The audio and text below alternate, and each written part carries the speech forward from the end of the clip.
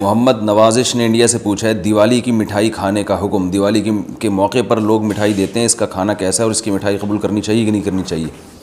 اس پر پوری امت کا اجماع ہے کہ جو بھی غیر مسلموں کے مذہبی تہوار ہیں، مذہبی رسومات ہیں، ان میں کسی قسم کی شرکت جائز نہیں ہے۔ قرآن مجید نے غیر مسلموں کی 2 اقسام بیان کی ہیں، لا ينهاكم الله عن الذين لم يقاتلوكم في الدين ولم يخرجوكم من دياركم ان تبروهم، کہ وہ غیر مسلم جو تمہاری دشمن نہیں ہیں، جنہوں نے تمہیں گھروں سے نہیں نکالا، تم پر ظلم زیادتی نہیں کی، تو اللہ تعالیٰ تمہیں منع نہیں کرتا کہ ان سے اچھا سلوک کرو، بلکہ اللہ تمہیں حکم دیتا ہے کہ ان کے ساتھ اچھا سلوک کرو، کیونکہ اللہ تعالیٰ انصاف کرنے والوں کو پسند کرتے ہیں۔ خود رسول اللہ صلی اللہ علیہ وسلم کی سیرت میں آپ صلی اللہ علیہ وسلم نے یہودیوں کی، جو آپ کے یہودی پڑوسی تھے، ان کی عیادت بھی کی ہے، اور آپ صلی اللہ علیہ وسلم کی جو زوجہ حضرت صفیہ، ان کے رشتہ دار یہودی تھے، وہ ان کو ہدایہ تحفے بھیجا کرتی تھیں۔ تو غیر مسلم جس سے جنگ نہ ہو، اس کے بارے میں اچھا سلوک کا حکم ہے، اس کو ہدایہ دینا، اس کو تحفے دینا، اس پہ صدقہ کرنا بھی جائز ہے۔ لیکن اس کی ایک باؤنڈری ہے، وہ یہ ہے کہ ایسا نہ ہو کہ آپ ان کے مذہبی معاملات میں، ان کی مذہبی رسومات میں شرکت کرنا شروع کر دیں، کیونکہ کسی بھی طرح سے ان کے مذہب کو اپریشیٹ کرنا، اس کی حوصلہ افزائی کرنا جائز نہیں ہے، کیونکہ یہ اس کی علامت ہے کہ آپ کو اپنے برحق ہونے پر اطمینان نہیں ہے۔ لوگ یہ کہتے ہیں کہ وہ بھی تو ہماری عید میں شریک ہوتے ہیں، تو دیکھیں ان کے مذہب میں یہ اجازت ہے کہ ہماری عید میں اور ہمارے تہوار میں شریک ہوں، ہمارے مذہب میں اجازت نہیں ہے،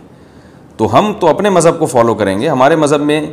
کرسمس ہے یا جو بھی ان کے مذہبی تہوار ہیں، ان میں کسی بھی قسم کی شرکت کی ہمیں شریعت میں اجازت نہیں دی ہے۔ ہاں، قرآن میں اللہ نے دوسرے مقام پہ فرمایا کہ اس کی گنجائش دی ہے کہ الا ان تتقوا منہم تقاہ،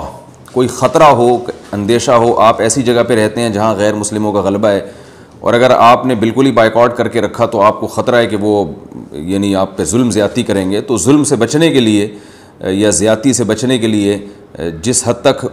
یعنی آپ ان کے ساتھ رہ سکتے ہیں یا گنجائش ہے اس میں، جس حد تک آپ ان کے ساتھ جو ہے وہ جوڑ پیدا کر سکتے ہیں تو کریں، لیکن بلا وجہ بڑھ چڑھ کے ان رسومات میں حصہ لینے کی شریعت میں بالکل اجازت نہیں ہے۔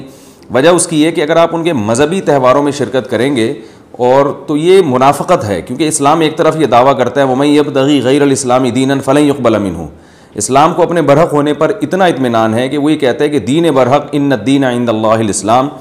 دین برحق صرف اور صرف اسلام ہے۔ تو جب صرف اسلام ہے تو اسلام کے علاوہ سب باطل ہیں، جب باطل ہیں تو اسلام پھر ان کو اپریشیٹ کرنے کی کسی صورت میں اجازت نہیں دے سکتا۔ یہ ایسا ہی ہے جیسے آپ کہیں کہ فلاں آدمی چور ہے اور میں اس کی چوری کو غلط بھی سمجھتا ہوں، ٹھیک ہے، آپ اس کے ساتھ احسان کریں گے، اس کے ساتھ حسن سلوک کریں گے، لیکن چوری کے معاملے میں آپ اس کی رہنمائی کرنا شروع کر دیں یا اپریشیٹ کرنا شروع کر دیں، یا وہ چوری کر کے لائے اور آپ اس کا مال کھانا شروع کر دیں، تو یہ پھر منافقت کہلائے گی۔ یہ اس کی علامت ہے کہ آپ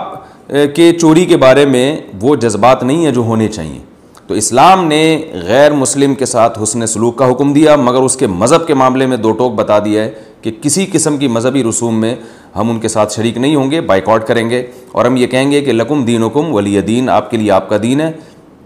ہمارے لیے ہمارا دین ہے۔ اور اس بارے میں صحیح حدیث بھی ملتی ہیں۔ حضرت انس بن مالک رضی اللہ تعالیٰ عنہ فرماتے ہیں کہ ہم مدینہ میں تھے، ایک خاص تہوار تھا جو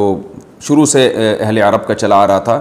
ہم وہ تہوار منایا کرتے تھے، تو آپ صلی اللہ علیہ وسلم نے ہمیں اس تہوار سے منع کر دیا، اور آپ صلی اللہ علیہ وسلم نے فرمایا کہ اللہ تعالیٰ نے ہمیں اس کے بدلے میں 2 تہوار دے دیے ہیں، ایک عید الفطر اور عید الاضحیٰ۔ تو آپ نے یہ نہیں کہا کہ مسلمانوں کا تہوار عید الفطر اور عید الاضحیٰ ہے تو یہ بھی مناؤ، اور وہ پرانا جو آ رہا ہے چلو وہ بھی مناتے رہو، اس کو منع کر دیا، اور فرمایا کہ جب اللہ نے ہمیں بدلے میں اس سے اچھے تہوار دے دیے ہیں تو اب ہم ان تہواروں کو نہیں منائیں گے۔ تو تہوار کو منانا یہی ہوتا ہے کہ آپ ان کے ساتھ مٹھائی میں شریک ہو جائیں یا ان کے ساتھ رنگ رلیوں میں شریک ہو جائیں، کسی بھی طرح سے شرکت ہوگی تو وہ منانا ہی کہلائے گی، لہذا اس کی فرش